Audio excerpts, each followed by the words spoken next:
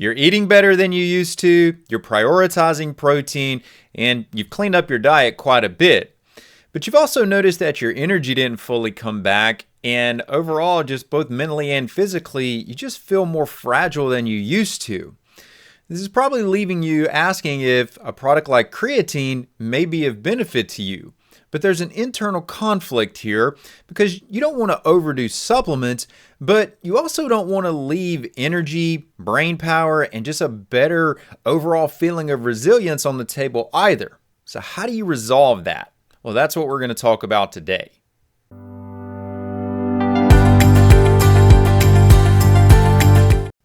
The popularity of creatine right now is unquestionable, but creatine is still one of the most misunderstood nutrients out there because it's viewed and framed through the lens of muscle. Gym culture did us a favor by helping bring creatine to the forefront, but the story around muscle and creatine is not a complete story at all. Creatine has a much bigger view than just simply muscle. Yes, muscle is where the effects of creatine are very easily noticed, but frankly, it's not where creatine is most important at. And when you acknowledge that distinction, it changes the entire conversation. Let's talk about what creatine is, but in the context of the title of this video, which looks at protein in its relation to creatine. Creatine is not a protein. It is made up of 3 amino acids, and amino acids do make up protein, but creatine itself is not a protein. Really, the best way to think about creatine is that it's an energy buffer. It's going to help recycle ATP, your energy molecule, where demand for it is extremely high. And that is one of the reasons that we see such significant benefits in muscle tissue. But we also have to acknowledge that muscle is not the only high energy demanding tissue in the body. For example, the brain as part of the nervous system. If you look at how much energy is demanded on a daily basis by the brain, at least 20% of your total energy production each day is demanded by the brain.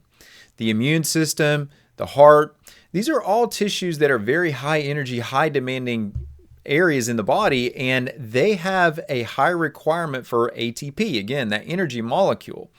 So if we think about where creatine fits in, it's not just serving muscle tissue, it's also supporting the brain, the nervous system, the heart, and the immune system. And this is why some people notice when they start taking creatine that their thinking is clear, their energy levels appear more steady throughout the day. They generally can have overall better stress tolerance. It's not just about strength, it's about your functionality throughout the day.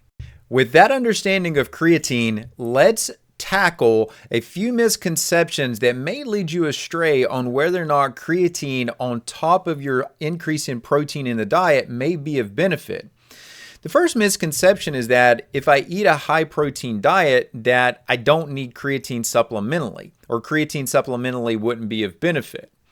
If you think about protein is going to provide amino acids. That's just the base building blocks for proteins. When we ingest that protein, it's going to break down into those amino acids, and those amino acids are going to be distributed to various roles in the body.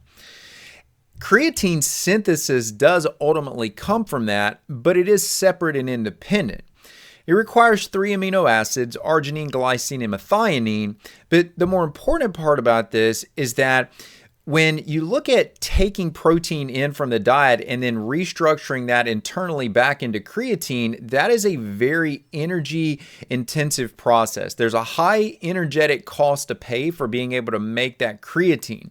And when you factor that into how you feel throughout the day and all the different energetic demands throughout the body, that means that you may start to pull on your ability to tolerate stress, your ability to recover, whether that's from an athletic endeavor or just life in general, that might become strained. And then your cognitive resilience, your brain speed, your calculation power each day, that is going to become strained as well if you're having to try to make creatine at too great a rate, or if there's too much demand for internal creatine production. So when you look at having an adequate protein sufficiency, you may be meeting your metrics each day for an adequate protein intake, but that doesn't automatically mean that you're meeting your energy requirements each day either. So you have to look at those things differently. And in that context, protein is going to serve a different role here than creatine is directly. And just consuming enough protein doesn't mean that you're going to optimize for your creatine levels. Misconception number 2 is that creatine is just for muscle. Muscle is just where the response is visible out of creatine. That may be a change in muscle size. It may mean that there's better strength, better functional ability of the muscle. But honestly, for most women, that's probably the least interesting thing that creatine does. Most ladies are going to feel far more benefit from creatine and enjoy the effects of creatine as in its role as buffering energy in the brain. So when you start to feel mentally drained, you're going throughout your day and you've just got one task after another and you're starting to feel mentally fatigued, creatine is going to be great at helping you be able to continue to push forward. It's going to accelerate your mental performance, and especially if you're dealing with mental strain under stress, you're going to find that your ability to function at a higher cognitive level, you're going to be more resilient with creatine on board. There's just an overall more potent neurological resilience. And remember, these are high energy demand tissues. So literally all we're doing with creatine is just feeding these tissues at a consistent rate. And then you factor in the aging process, which all of us have to look at, that aging is going to increase energy demand. Creatine supports this as well. So creatine is more about being a foundational energy compound. Muscle is just where you tend to see a lot of the effects of creatine show up first, but really you should be thinking about this as a foundational energy molecule. Now, if this conversation is helping you think differently about energy, protein, creatine, go ahead and take a second and like the video and subscribe. It helps more people find this information and appreciate the physiology and not the trends. And if you want to leave a comment, go ahead and tell us what you've done to try to improve your energy and resilience, whether that's food, supplements, or lifestyle. Now, if you're new around here, I'm Dr. Arland Hill. I'm a clinician and I'm a rancher, and that allows me to see both sides, the physiology and the food. And that perspective, well, guys, it's important because it helps you stop guessing, stop overcorrecting, and start making decisions that actually fit your body and how it functions. It only makes sense, since this is a video about the relationship between protein and creatine, that I give you the amount of creatine in some of the protein sources in your diet. If you look at foods like beef and pork, these are considered some of the highest creatine sources in the diet. They're going to give you about 1 to 2 grams per pound of those meats if you're looking at them raw. Hold that thought for a moment because I'm going to come back to it. So 1 to 2 grams per day if you're eating optimal amounts of those. Now fish can actually be a higher creatine source, but the consideration here is that most people don't eat fish daily. So inherently, you're probably not really harnessing as much out of fish as what you could. Chicken's even lower than that. And when you look at foods like eggs and dairy, great foods, lots of nutritional value, but they're not great creatine sources. You factor into this that when you're cooking a food, that is inherently going to lower the creatine content. So you have to factor that into these numbers that I've given you. Is the intake consistent? Think fish, if you will, as it relates to that. And then also acknowledge that whether we're talking about stress tolerance or supporting brain function, that there is a natural ebb and flow to these things, these demands, these energetic demands as you go throughout your life. Some periods are higher, some periods are lower. So your demand for creatine is going to ebb and flow. It's going to rise with stress when you have higher demands for cognitive performance. If you're getting sick, thinking about heading into the aging process, as you're continuing to age, these are all things that are going to push that demand for creatine higher. And therefore, even at these numbers I've given you, you're probably not going to be able to come close to meeting what your needs are here. And this is why you can eat protein regularly and still not fully saturate your creatine stores. The third misconception that we're going to take a look at is that creatine harms the kidneys. Just seems to be one of those misconceptions that will not die, even though it has been clearly refuted. I still get patients that as we're having our conversations and I'm working with, they've been warned by their physicians not to take creatine because it's damaging to the kidneys, even though, again, this has been absolutely refuted in the medical evidence.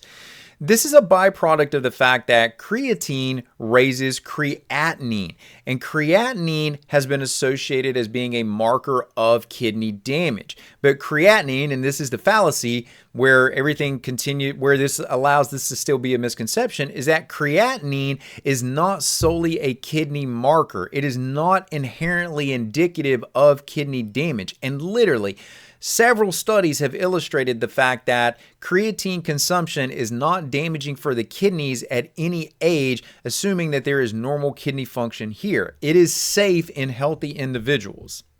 Where does that leave us? Well, the takeaway from the information I'm sharing with you here is not that everyone needs creatine, and it's not that food isn't enough. The real question is protein alone meeting your current energy demand?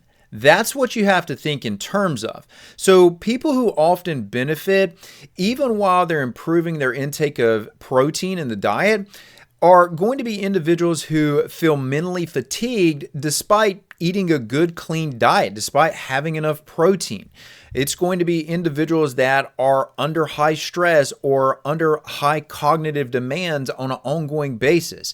If you're increasing in age and you're noticing just general lower physical resilience, creatine is probably something that you should put on your short list. And if you're someone who just feels like you need steadier energy as you go throughout your day, you're not looking to be stimulated, you just want to have a consistent flow of energy as the day goes on, creatine is probably something you need to put in your list of considerations. These are the scenarios where creatine becomes worth considering. And listen, it is not you shouldn't consider it a shortcut. It's not a panacea, but it is support, and you can see some improvements with it, and you can, in some scenarios, see significant improvements with it. Now, in the next video, I'm going to walk you through 8 lab tests that are going to actually reveal whether or not you're eating enough protein. So let's look at that as your starting point, because many individuals assume that they are, and most doctors are not looking at their labs and helping them understand them in a way that tells them if they're getting enough protein in their diet. So let's fix that for you.